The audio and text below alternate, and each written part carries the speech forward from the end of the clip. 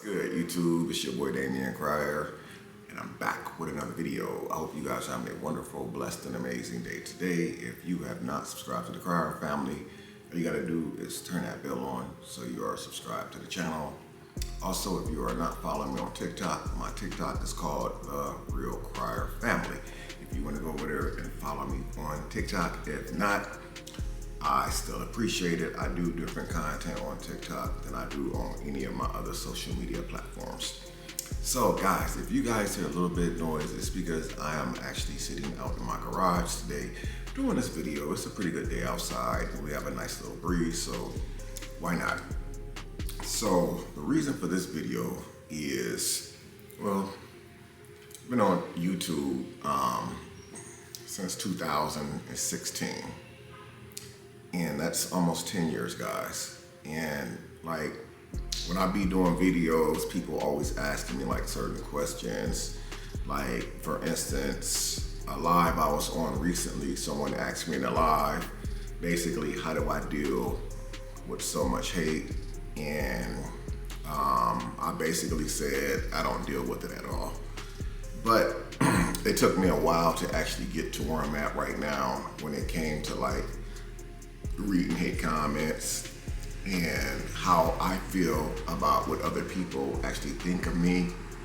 And people actually have me judged. A whole lot of people actually judge me, and to a certain extent to where they really can't stand me. And the only time that they really watch my channel is if I'm in drama.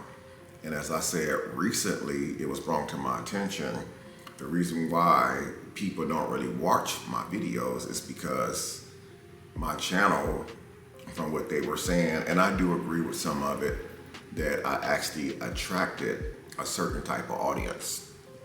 So the audience that I attracted was for the BS. And then anything that I do after that, no one's really gonna watch it. And it's been proven, And that right there, I really don't mind that at all, because I feel like with the way that today's world is, you have so many different social medias now where you don't have to have all your eggs in one basket. And I know when I first started social media, my only monetized platform was this platform right here, which was YouTube. And so I had all my eggs in one basket. And basically what I did was, when I first moved out here and I quit my job to do this full time, I wasn't really doing very well on YouTube, but I took a chance and quit my job because I clearly seen the vision. And so after I got out here is when I really started blowing up. Maybe 2020, I moved out here in 2019. And I didn't really start blowing up on YouTube until 2021, 2022. And that's when things really took off for me in a big way on YouTube. And me as a content creator at the time, I thought everything that I was seeing back then with the views and the type of money I was making, I always thought that it was gonna always be the same. And then I found out a few months after that that's not the way that it is, because when I started doing regular content like cooking videos, people wanted to see the cooking videos. Of course, people want to see the cooking videos.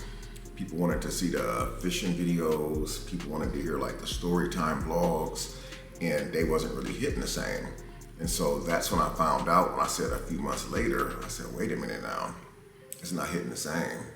And it's like the drama was something that I don't want to always do, because even though I have a big following, I want to try to take things to a different direction. And over the years, I have tried different type of things to take my channel to a different direction, and it never worked. And so I was like, well, I drop a drama video, it works. But then when I drop a video that's non-drama related, it don't work. And people start saying, oh my God, you fell off. Actually, that's really not true, because if people was there just for the drama, I was never on in the first place for me to fall off. So I got to thinking to myself, you know, how can I turn this around? How can I find a way to make up for the losses that I've actually taken when I started doing regular content. So it actually pushed me to start creating other YouTube channels. And I created one that's called the Damien Cryer channel. Then it was called Old Man Reacts OS. Then it was called, I think now it's called the Damien Cryer Show. Guys, I haven't clicked on that channel in so long. That channel was actually monetized, but then I said I'm gonna take the channel to a whole different direction. And I started deleting a whole bunch of videos off that channel, which got me demonetized. If I start back uploading, it will get monetized, but I got 25,000 subscribers on that channel, but it's not really something that's at the forefront of my mind to like, oh, let's get this channel off the ground. So I'm telling you guys this story to tell you this right here, that when I started YouTube in 2016, and then the move from Indiana to Houston where things really blew up, because I don't think I would be this big as I am now as far as having a social media presence if I was still in Indiana, because I didn't really have the support when I was in Indiana to teach me how to do like the editing. I was gifted with a brand new vlog camera and a brand new MacBook back in 2016. I didn't even know how to do it. I didn't even know what they used to edit. So what I used to do was, even though I had the computer, the camera, I never really used it at the time. I just used my cell phone, and I would do like a few minute video and I would upload it from my phone. I didn't even know how to put ads in or nothing. So basically, to kind of sum this all up in a nutshell so I can get to the point. Over the years, a lot of people have, said some things like, you fell off. And when I do a video, no matter which platform I'm on, I was recently on Facebook Live for the first time ever. And I had people on Facebook asking me the same questions in my live as they do on TikTok and on YouTube. And one of the questions that stood out was, how do you deal with so much hate? And I'm gonna tell you guys what it took for me to get there, to get to where I'm at now. And they also asked me what was one of the worst hurtful things that anyone's ever said to you during your social media career. And it was some really, really hurtful stuff, man. You guys think that y'all seen some hurtful stuff on YouTube. It's some things that was actually emailed to me, DM'd to me on Instagram that was extremely crazy, heartbreaking, and you can't do anything about it. You can't, because when you get messages like that, they're usually from fake profiles, troll accounts. But when I first started doing YouTube and things started taking off, like in the beginning, when I moved out here from Indiana, I had somewhere upwards of, I'm gonna say 28,000 to 32,000 subscribers. Because I have flew out here a couple of times and I did collabs, with my family, which are much larger YouTubers than I am. And so my channel started growing a little bit. So before I even hit that threshold of 28, 32,000, I was getting like a lot of love on YouTube. Like people used to come in, oh my God, we love you. We love your voice. You should be a speaker. We love your content. Keep going. And so I was like, cool, I'm on a roll. But as I started going up over the years through the subscribers, like my subscribers stand out way larger than my views would ever stand out. You guys have probably never seen another video on this channel that's gonna get 500,000 views. You're probably never gonna see a video on this channel that's gonna even get 50,000 views, probably ever. And I'm fine with that. But when I first started really blowing up and moved out here, that's when I started seeing like a whole lot of hate comments. And at first, when people sent me the hate comments, I didn't even know how to deal with it, because I'm like, is this real? And so I'm like, you know what? I can just block these people off of YouTube. I don't have to see this stuff. I'll just block this person. And then because of my descriptions and all my videos, I had my email inserted. And I was always told to make sure that my email is inserted in my description. That way, at the time, not now, but at the time, like you got opportunity to get branding deals. People can send you branding deals and stuff through your email. So I have gotten so many branding deals over the years, guys, sponsorships. Do you guys know I never accepted not one?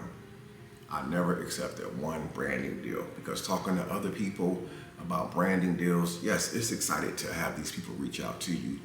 But from talking to other people who had branding deals, these companies make you jump through so many hoops. Like, you can't chew gum. They want you to stand on a certain side of the camera. They don't want you to say certain words. And then you got to do this whole video, and you got to email the video to them for them to approve it or send it back to you, and they send it back to you with all these changes. So I said, you know what? It's not worth a couple, $300, $400 for these branding deals.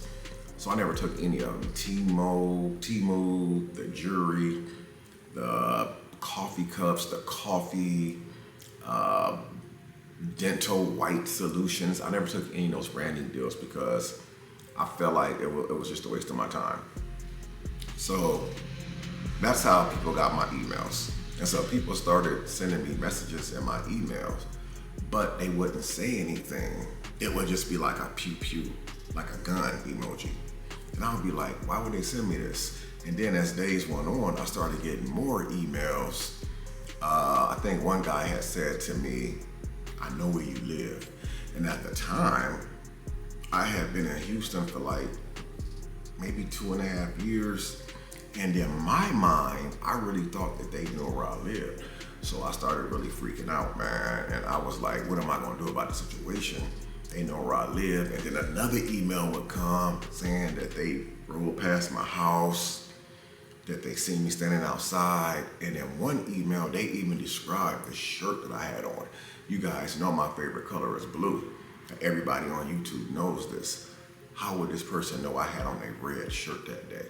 And so it got spookier and spookier. So I just started I guess I reported the email as spam or whatever, blocked the account holder, but then they just kept finding ways to get through, almost like troll accounts. You block a troll account, they just create a fake email, and they start sending you messages again.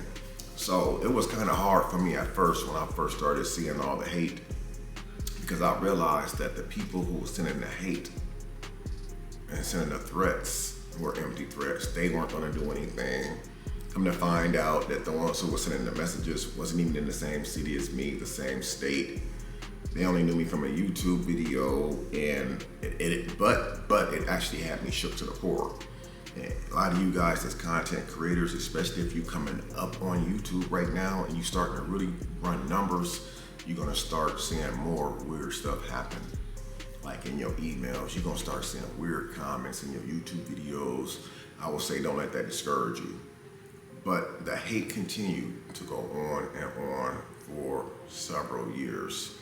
And then it got really personal. One night, I went out to my garage. And again, this is when I lived in my old house. I lived in an area called A-Leaf. When a couple years after I moved out here, I moved to this area, it was called A-Leaf. But I didn't know any better. When I first moved over there, I was excited to have my first house, and I'm gonna pay my own utilities and everything. Now, I had my own place when I lived in Indiana, but it was an apartment. And the only thing I had to pay was my light bill, electric bill, my water bill was included. So I just had to pay like my electric bill and my rent. So I was excited to have my own house, guys. Like, yes, I'm gonna get my own house. And this happened February of 2020. And I said I went out to the garage, but I went out the front door.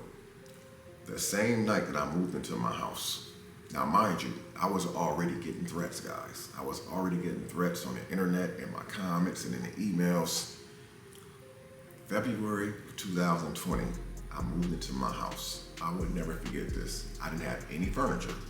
I was staying with my kids for 2 months. And some of you guys, if y'all know the story, y'all know the story. So I ended up staying with my children for 2 months. I saved up $9,000 or $10,000 from doing like a bunch of videos and stuff. But I was able to save up $10,000 during that 2 months I stayed there, because they didn't make me pay any bills or rent. Just want me to just stack my money. That's what I did. So I get to the place. I got a bunch of bags of clothes, but I don't have any furniture or anything because I had lost everything when I first moved out here. I mean, I lost everything, my furniture, I lost everything. Pictures on the wall, everything I brought from Indiana with me, I lost all of it. And so when I moved into the house, I had maybe 10 bags of clothes. I had a bunch of pair of gym shoes. And so my first night, I didn't have any furniture. That was the first night. And so I was so excited, I didn't really care what I had. I knew I had my own house. And my utilities was on, my lights was on in my name, my water, everything was on. And so that night, I laid in the bedroom adjacent to the front room door at the time. And as I was laying there on the floor, it was like maybe 1 or 2 in the morning. I started seeing these flashing lights outside my window. I didn't think nothing of it because it's like, okay, maybe the police pulled somebody over. I'm not going outside. This is my first night in this neighborhood. I'm terrified. I'm not taking my butt out there. So after a while, I decided to go to the door and be nosy. I looked out the little peephole and I see all these lights, but I can't make out what it is outside. And so I ended up going back and laying back on the floor. And I remember the very, very next day, I never went out the front door when I first moved there. I went out through the garage. The back door led to a garage. And I remember opening up my garage door. I had the Mustang. I only had the Mustang at the time. I didn't have a pickup truck or nothing. I had just the Mustang. It was still blue before I got it wrapped. And I went out that garage door, opened it up. And as I pulled my car out the garage, I seen this little piece of paper that was on the side of my garage, but it was like taped to it. And I pulled it off and read it, and it was saying to the residents of this area right here, there was a body found in the yard yesterday, late last night, and they were apologizing for the noise, letting us know that this is a really good neighborhood. Lo and behold, guys, do you guys know the body was found in my front yard? They found the body in my first yard, the very first night I moved into the house. So basically what had transpired was some guy was taking his trash out. This is the story that they told us. The guy was taking out his trash and someone pulled up on him and shot him, which doesn't sound like something that would normally happen. Then I also found out the guy was taking out his trash and the dope man ran up on him and popped him for some money that was owed to him. But whatever the case was, after me getting all those threats and emails and a body being found in my front yard, now I'm thinking to myself, did somebody find out where I lived yesterday? I just moved here yesterday, that's impossible. And at the time, I didn't know nobody here. I wasn't dating or nothing. Mind you, I had just moved out of my kids' house with them after living with them for 2 months and finally got my own house. So I was terrified. And so after several months went by, things ended up going well. There was no more incidents. I ended up staying in a place for 3 years, even though I signed a 1-year lease. I ended up staying for 3 years. I ended up really liking the house. Again, that was my first house that I actually acquired on my own without the help of anyone. And so over the years, me doing a lot of videos, and I work with large content creators, I started getting a whole lot more hate as I started growing through the ranks. And so I kept on getting the hate messages. But one of the worst messages that I've ever gotten, well, let me go back a little bit. Some of the messages that I got in like emails or even in my comment section, they would say stuff like, "You too effing old to be doing YouTube. You should be somewhere being somebody's granddad." At the time, my teeth weren't like they are now. I got porcelain veneers in now. At the time, I had just my regular teeth. They weren't bad. I had all of my teeth, especially for my age at the time, but they were yellowish from smoking cigarettes over the years and crazy stuff like that. So I used to make jokes about my teeth and stuff, yuck mouth, peanut butter, or butter teeth and stuff like that, just hurtful stuff. And then after a while, the comments start to get real crazy. Like, they started saying stuff about my kids, man, and your kids fake, and I don't like your kids. And it just went on and on and on. So one day, I dropped a video, right? And I was telling the people in the video about my life and things that happened to me when I was in Indiana that actually led up to me moving down here to Houston. I was telling my life story, and this person came in the comment section, and this was one of the worst comments I had ever seen, because I was talking about my oldest son that had passed away, my son Deontay. And during that video, someone came in the comments and said, "I'm glad your son is dead. I can't wait until you're dead."